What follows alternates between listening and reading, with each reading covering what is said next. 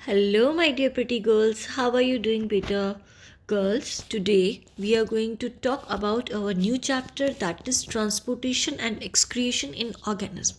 Okay, बेटा कि organism में transport और excrete कैसे होता है and our today's topic is transport in plant.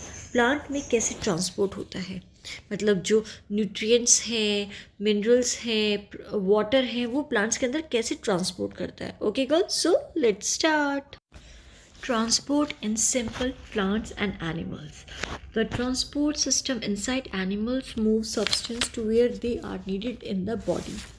बेटा जो ट्रांसपोर्ट सिस्टम होता है एनिमल्स के वहाँ पे वो सब्सटेंस वहीं मूव करता है जहाँ उसकी रिक्वायरमेंट होती है even the smallest animal must have the means of transporting substance around its body even जो छोटे छोटे एनिमल्स होते हैं ना बेटा उनमें भी ट्रांसपोर्टिंग सब्सटेंस होता है मतलब उनके अंदर भी सब्सटेंस ट्रांसपोर्ट करते हैं Oxygen and food molecules must reach to all the cells while the waste product must be removed from the cell and expelled into the environment.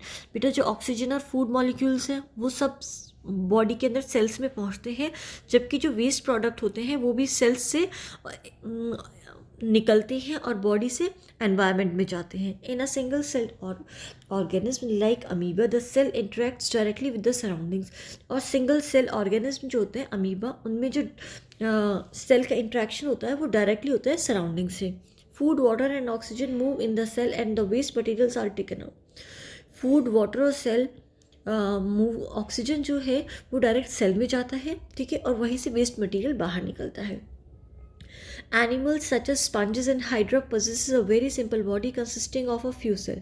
बेटा जैसे कि स्पंज और हाइड्रा है उनके जो बॉडी का कंसिस्टिंग होती है बनावट होती है वो बहुत ही सिंपल होती है सिर्फ कुछ ही सेल्स होती है almost all the cells are in contact with their surroundings और जितनी भी सेल्स होती हैं उनका कॉन्टैक्ट उनके सराउंडिंग्स से होता है दैट इज़ वाटर जो है water they do not need any specialised part for exchange of materials with their surroundings उन्हें बेटा कुछ ज़्यादा स्पेशलाइज्ड पार्ट की रिक्वायरमेंट नहीं होती वो डायरेक्ट सराउंडिंग से मटेरियल को एक्सचेंज करते हैं okay the water in which they live bring food and oxygen as it is enters their bodies बेटा और जो वाटर होता है उसी की तरह उनकी बॉडी में फूड और ऑक्सीजन आता है क्योंकि वो उनकी बॉडीज़ में एंटर करता है okay the water carries away waste material and carbon dioxide as it moves out और जो वाटर है वही वेस्ट मटेरियल और कार्बन डाइऑक्साइड को बाहर ले जाता है thus these animals do not need or possess any circulatory system or circulatory fluids like blood or even excretory organs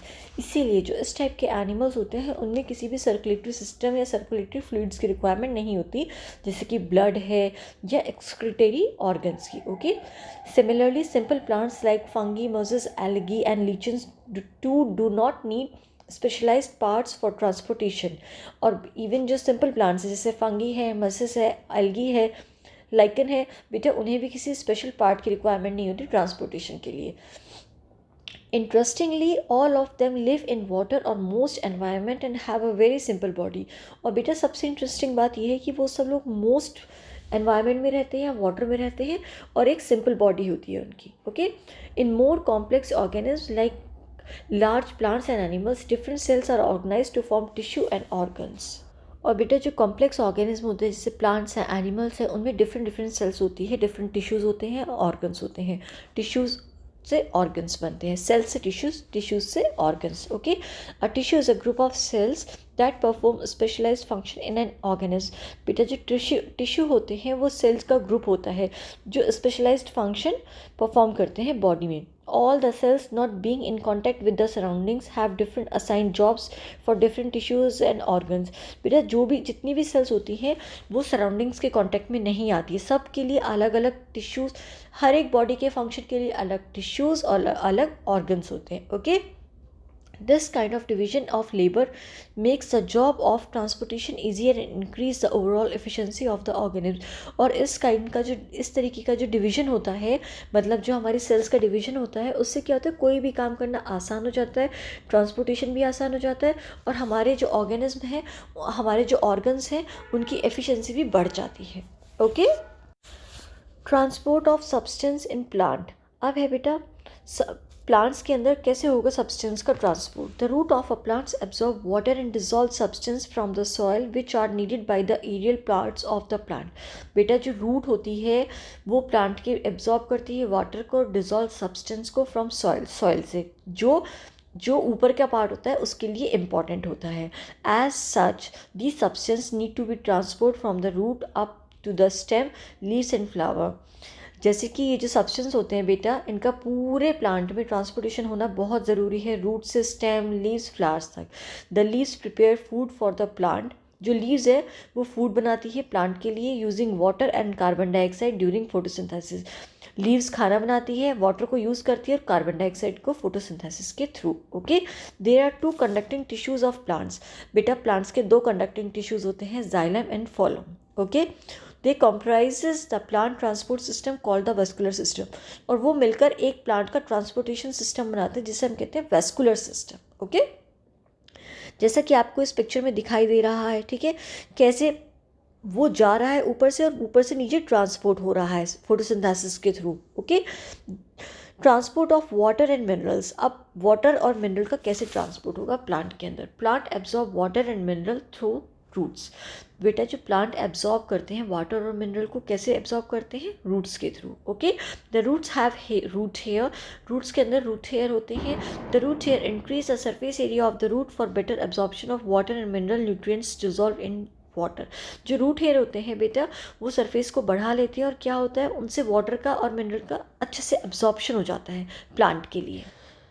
the root hair is contact with the water present between the soil particles. और जो root hair है वो soil के particles के बीच में जो water रहता है ना उनके कांटेक्ट में आते हैं। Water and nutrients move from the roots to the leaf through a special kind of transport system present in plants.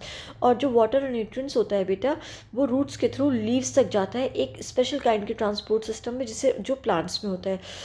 The special vascular tissue xylem has a pipe like cell called tracheids and vessel to transport water to the entire plant। बेटा vascular tissue में xylem में एक special pipe जैसी structure होती है, cell होती है जिसे हम कहते हैं ट्रैकेड। ठीक है, वो ट्रांसपोर्ट करता है वाटर को पूरे प्लांट में। ठीक है, This system is similar to the network of pipes we have in our homes for the supply of water। ये सिस्टम बिल्कुल ऐसे ही होता है जैसे हमारे घरों में पाइप का सिस्टम होता है जहाँ से पूरे घर में वाटर सप्लाई होती है। Okay, now let's talk about transpiration. Plants absorb a large quantity of mineral nutrients and water from the soil. बेटा प्लांट्स जो है बहुत सारा मिनरल न्यूट्रिएंट्स और वाटर कहाँ से एब्जॉर्ब करते हैं? सॉइल से। They get rid of the extra water by transpiration. और वो बेटा एक्स्ट्रा वाटर से कैसे छुटकारा पाते हैं? ट्रांसपिरेशन के थ्रू। एक्स्ट्रा वाटर को कैसे निकालते हैं? ट्रांसपिरेशन के through. Okay, As you have read in the previous class, the loss of water from leaves in the form of vapor is known as transpiration। बेटा जैसे आपने अपनी प्रीवियस क्लास में पढ़ा है कि जो वाटर का लॉस होता है लीव्स के थ्रू वेपर के रूप में, उसे हम कहते हैं transpiration. The loss of water is caused by evaporation through the stomata present on the surface of the leaves. और जो वाटर का लॉस होता है वो इवेपोरेशन के थ्रू कैसे होता है? स्टोमेटा होते हैं उसके ऊपर, ठीक है, लीफ के सरफेस के ऊपर। Okay, due to this there is a temporary shortage of water in the leaves.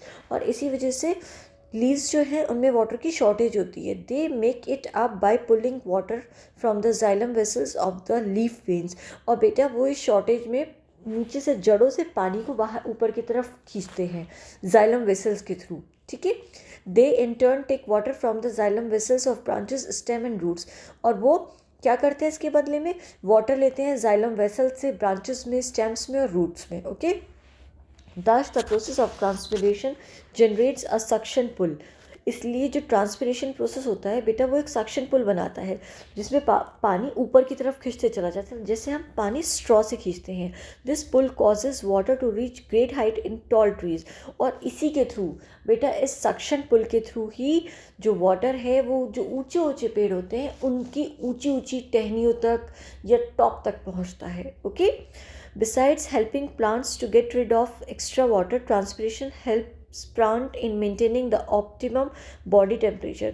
और इसके अलावा जो प्लांट है वो कैसे छुटकारा पाते हैं एक्स्ट्रा वाटर से? That is transpiration. ठीक है, और वो बेटा जो ट्रांसपिरेशन होता है ये प्लांट के बॉडी टेम्परेचर को भी ऑप्टिमम रखता है, मतलब उनके अनुकूल रखता है। अगर मौसम गर्म है तो उन्हें ठंडा रखेगा, ठंडा है तो उन्हें गर्म रखेगा। ओके।